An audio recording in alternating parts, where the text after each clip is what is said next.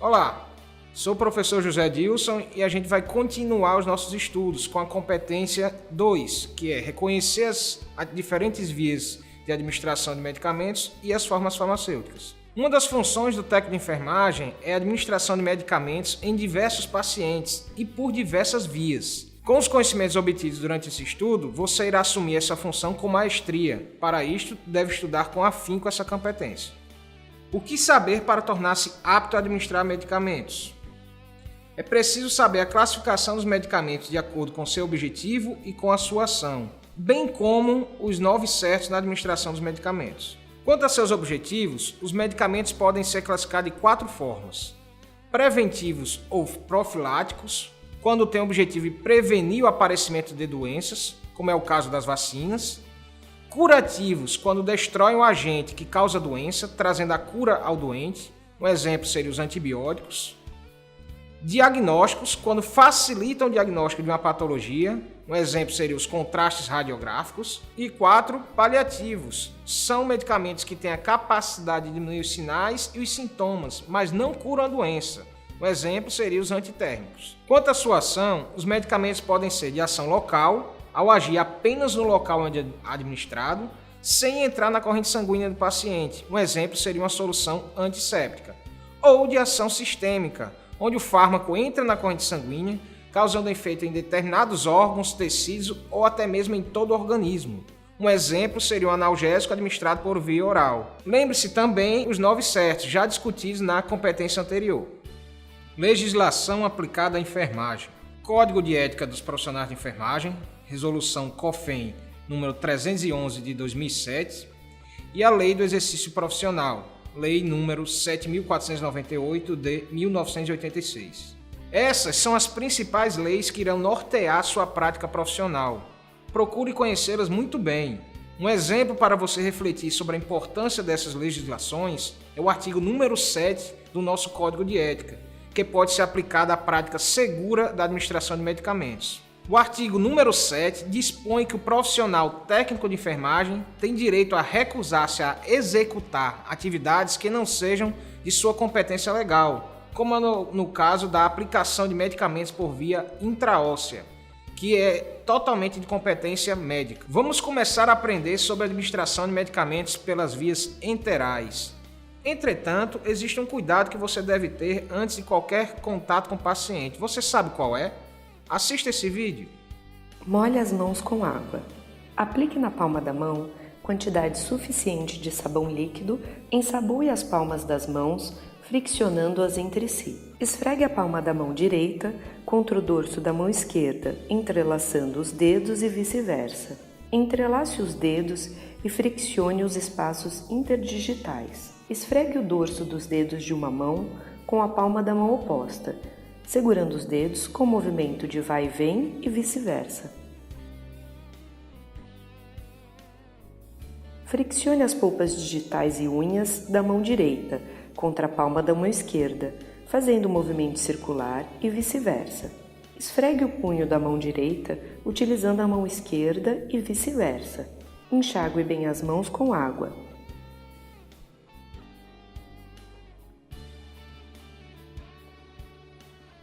Seque as mãos com papel toalha descartável. No caso de torneiras com contato manual para fechamento, utilize papel toalha. Agora suas mãos estão seguras. Jamais se esqueça dessa regra. Para todo e qualquer procedimento na sua área de atuação, realize a higienização das mãos. As vias enterais de administração de medicamentos e suas formas farmacêuticas. Via oral. Formas farmacêuticas, comprimidos, elixires, suspensões, cápsulas, géis, soluções, pós, xaropes e pastilhas. Vantagens e desvantagens. Independente de qual for a via escolhida, o fármaco deverá sofrer absorção através da passagem do trato gastrointestinal para a corrente sanguínea, para fazer o seu efeito. Na via oral, após conferir os 9 certos, você, como técnico de enfermagem, entrega a medicação ao paciente que, logo em seguida, o deglutiu. Chegando ao estômago, ele será absorvido, se for indicado para esse local, porém a maioria dos fármacos é absorvida no intestino delgado.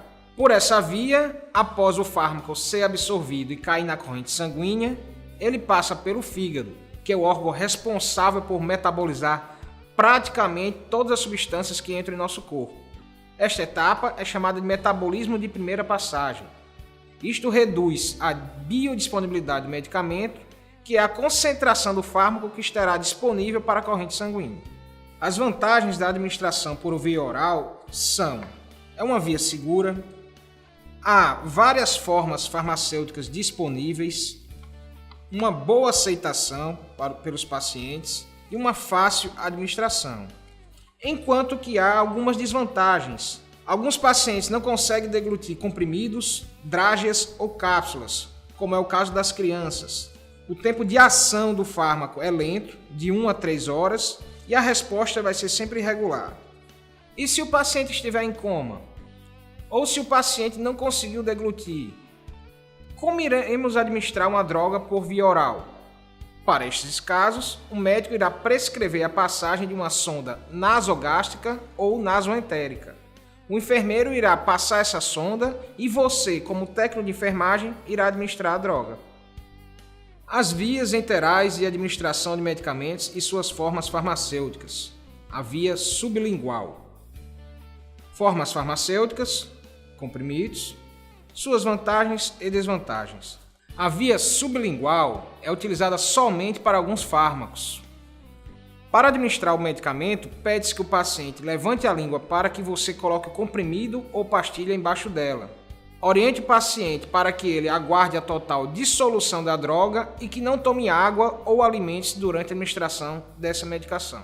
Na via sublingual, a absorção para a corrente sanguínea acontece diretamente na cavidade oral, o que mantém a dose do fármaco próxima da inicial, produzindo um efeito rápido e sistêmico. Um exemplo seriam alguns hipotensores, como o captopril, nos casos de crises de hipertensão.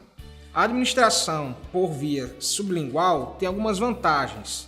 É uma resposta rápida e não sofre metabolismo em primeira passagem, aumentando assim sua biodisponibilidade. E algumas desvantagens. Poucos fármacos são disponíveis para administrar por esta via. E, além disso, pode deixar resíduo de gosto desagradável na boca.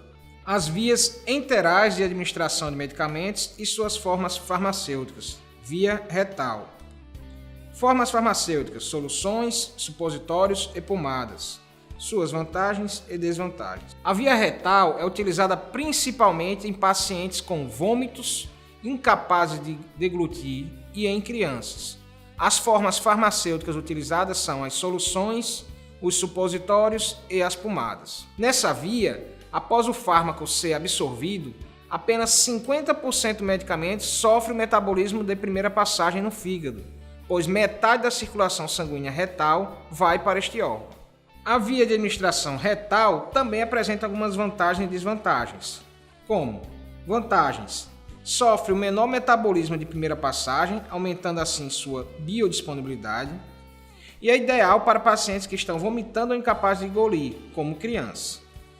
Enquanto que as desvantagens, trata-se de uma via constrangedora para o paciente e a absorção é irregular, pois a superfície retal não possui microvelocidades, assim como o intestino. Com isso, finalizamos mais uma competência. Encontro com você em breve. Até logo!